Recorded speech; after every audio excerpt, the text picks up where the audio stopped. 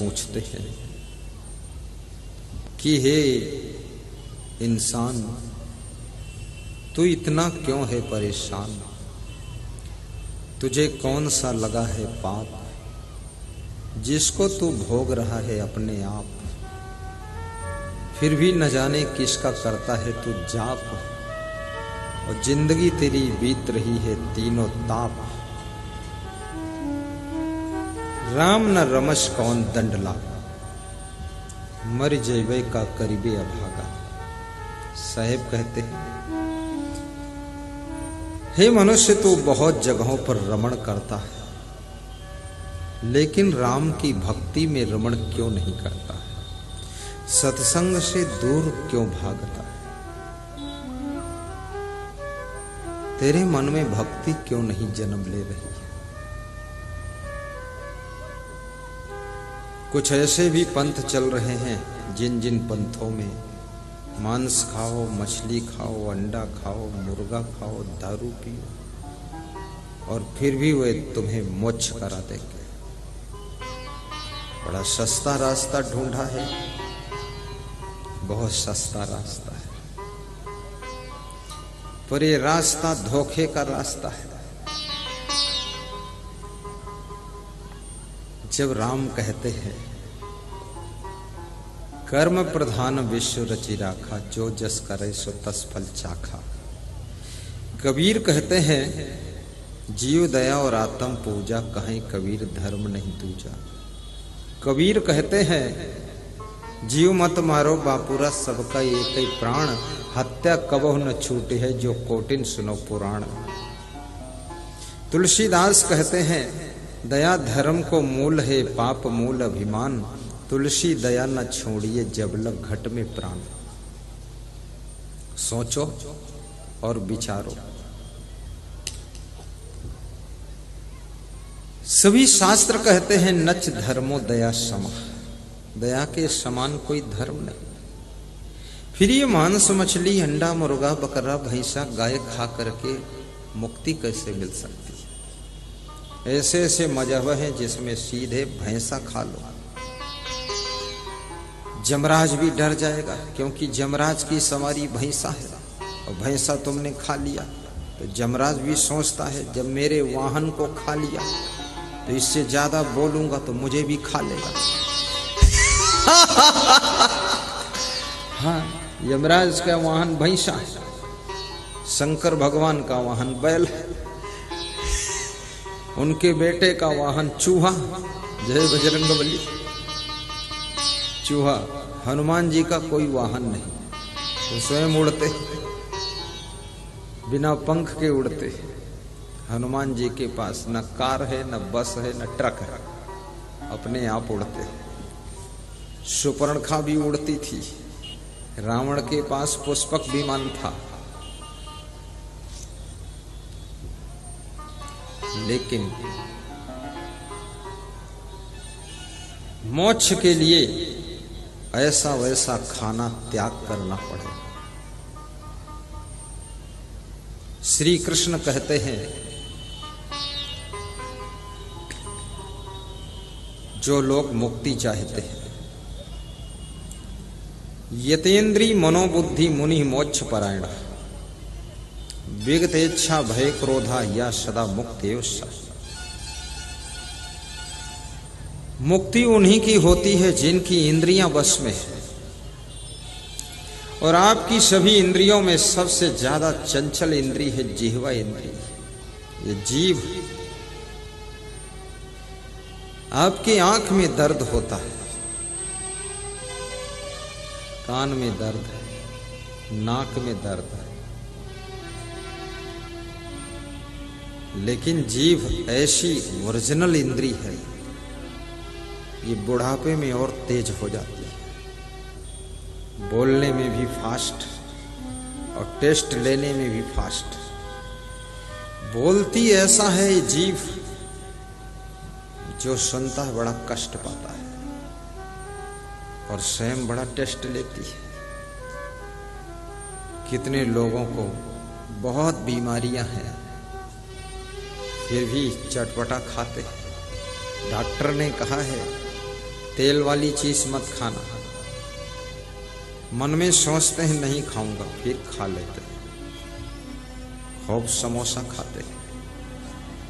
उनकी पत्नी समझाती है क्यों खाते हो? बोले मर जाऊंगा और क्या होगा, मर जाने दो तुम हमको, खाऊंगा जरूर। कैसे मर जाने दे तुमको? पति के मरने से पत्नी विधवा हो जाती है। पति का जीवन पत्नी का सिंदूर है, याद रखना।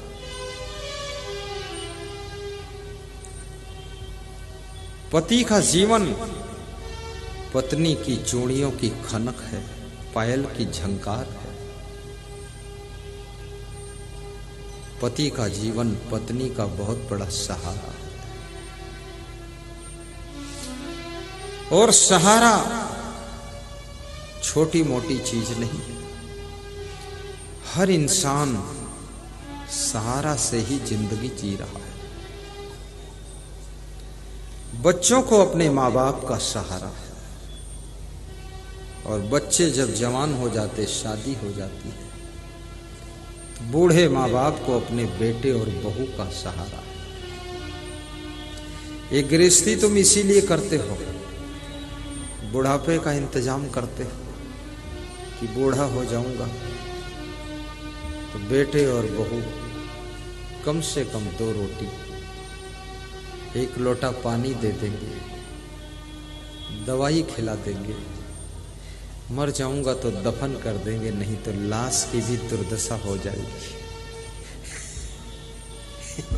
इस आशा के साथ तुम बच्चों का पालन पोषण करते हो।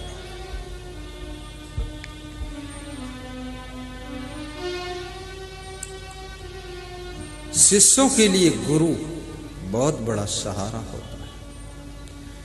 सत्संगी भाइयों बहनों के लिए किसी महान संत का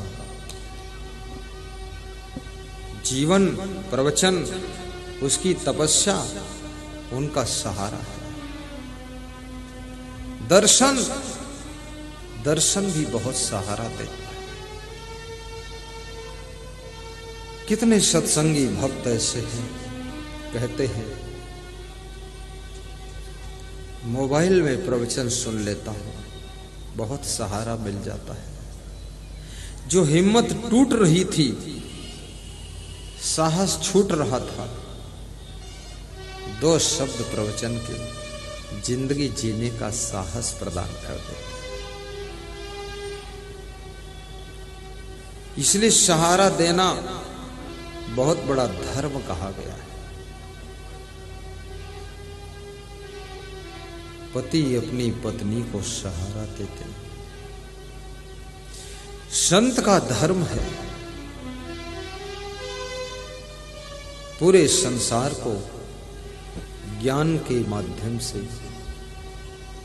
जिंदगी जीने का सहारा प्रदान करे। ये संत के शब्द, ये प्रवचन कोई साधारण चीज नहीं है। जो जीवन से निराश हो गए थे, घर बार से उदास हो गए थे, जीने की आस खत्म हो गई थी, सत्संग सुन करके फिर से नई जिंदगी जीना शुरू कर देते। जिनका पति नहीं रह गया,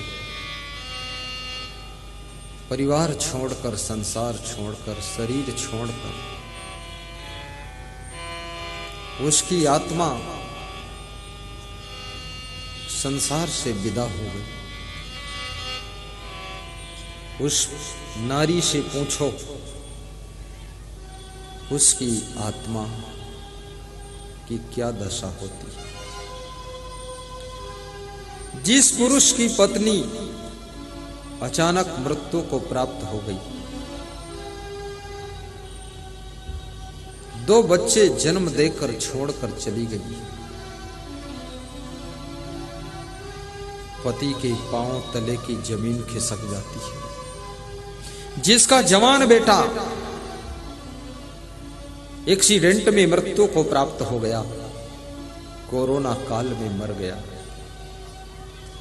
वह माँ बाप मरे हुए जैसे हो जाते हैं। रूस में एक बहुत बड़ा होटल का मालिक था। उसका परिवार कोरोना की चपेट में आ गया। सब परिवार के सदस्य मर गए, पत्नी मर गई, बेटे मर गए। कई मंजिल ऊंची इमारत से कूद पड़ता है, जीवित सड़क पर गिरता है, शरीर के चिथड़े उड़ जाते हैं और गिरते ही वो मर जाता है, लाश हो जाता है।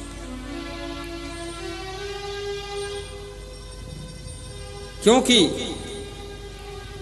जिन बेटों का सहारा था, जिस बेटी का सहारा था, जिस पत्नी का सहारा पाकर वो इतने बड़े होटल का लोड लेकर के जिंदगी जी रहा था, उनकी मृत्यु से उसकी जीने की हिम्मत टूट गई। इसलिए पतियों से मैं कहूंगा, शराब मत पीना। शराब पीने से तुम बहुत जल्दी मर जाओगे। पुरुषों से कहूंगा, मोटरसाइकिल तेज मत चलाना, एक्सीडेंट में तुम मर जाओगे। तुम्हारे बेटे और बेटी, तुम्हारी पत्नी, तुम्हारे माता पिता का सहारा टूट जाएगा। तुम इतनी तेज स्पीड में मोटरसाइकिल क्यों दौड़ाते हो? कितने लोग इतनी तेज मोटरसाइकिल चलाते हैं, पीछे बैठी हुई उनकी पत्नी वो बिलदौर में गिर जाती है, वो पिपरा बाजार पहुंच जाते हैं। ये पत्नी को गठरी समझ रखा है क्या? थोड़ा धीरे गाड़ी हांको, बैठन वाली धर्म पत्नी। जब तुम धीरे गाड़ी चलाते हो तो गाड़ी का आनंद मिलता है, यात्रा का आनंद मिलता है। बहुत तेज मत दौड़ाना। जब तुम्हारी गाड़ी मध्यम चाल में चलती है तो सड़क पर खड़े हुए लोग जो देखते हैं वे भी बहुत प्रभावित होते हैं। जीवन की गाड़ी को भी प्रेम से चलाओ। स्कूल की गाड़ी, ऑफिस की गाड़ी, दुकान की गाड़ी, घर परिवार की गाड़ी, सभी गाड़ियों को थोड़ा ढंग से हाँको। सहारा टूटने न पाए।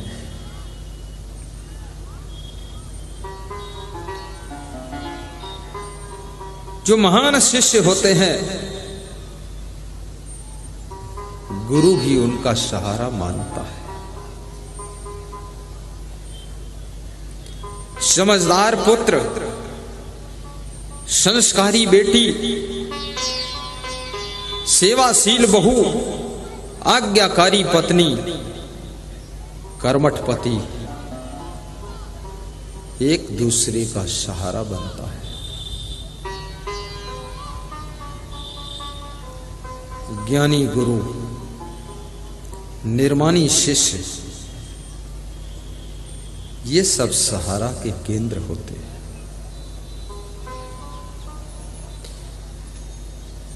सहारा देना धर्म है, भक्ति मुक्ति की चाबी है। कबीर साहब कहते हैं,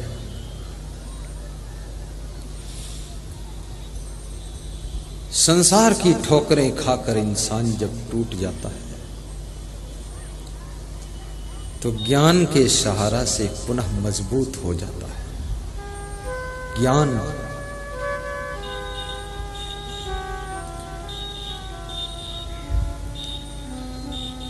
कई वर्ष पहले एक माता जी का मेरे पास में फोन आया।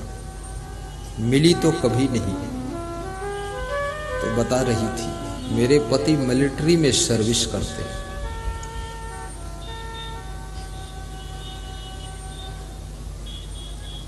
6 महीना बाद लौट कर आती है।